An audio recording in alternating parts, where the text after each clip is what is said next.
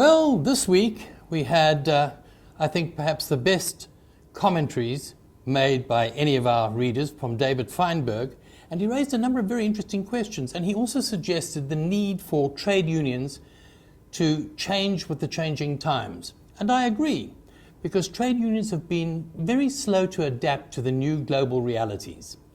But this does not mean change in the fundamental conflict of interest between the buyers and sellers of labour.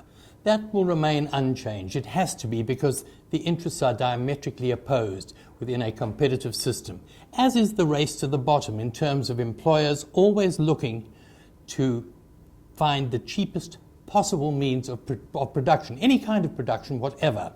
And this is happening at the same time as we're in the midst, actually, of what has been correctly labelled the second industrial revolution. Classic example, I think, the latest one, is to take 3D printing. It's perfectly feasible now for a single individual to sit in front of a single machine, pressing buttons, having put in the correct ingredients, to produce everything from a teacup to a truck part, or even a truck itself, a motor vehicle. You can produce anything. So therefore, are unions still relevant? We are making humanity, it appears, virtually redundant.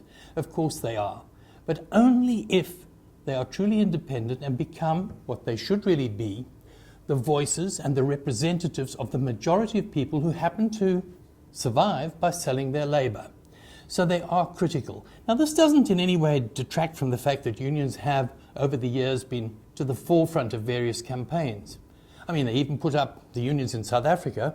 All three of the major federations put forward an alternative macroeconomic policy, which is arguably much, much better than anything put forward by government and pursued by government. But they put it forward and it disappeared. At the same time, if you go back into history, recent history, you will discover it's the unions who are the ones who raised the warning flags about the crisis in Eskom, the crisis in the post office, which we've dealt with. And who of you remember the pebble bed modular reactor, that great nuclear, discredited by the Germans already, discarded by Germany, nuclear reactor that the government spent 15 billion rand on? I was looking at my notes from 2008 and discovered that all the trade union federations, COSATU, NACTU, FEDUSA, had all said, why is this money being wasted when it could be spent on upgrading Eskom? So yes, real change is needed to change the way the trade unions operate, to get away from bureaucracy, to get away from those opaque investment companies, etc., and to become true representatives of the majority of the population, and to then help to bring about action which will bring about real change.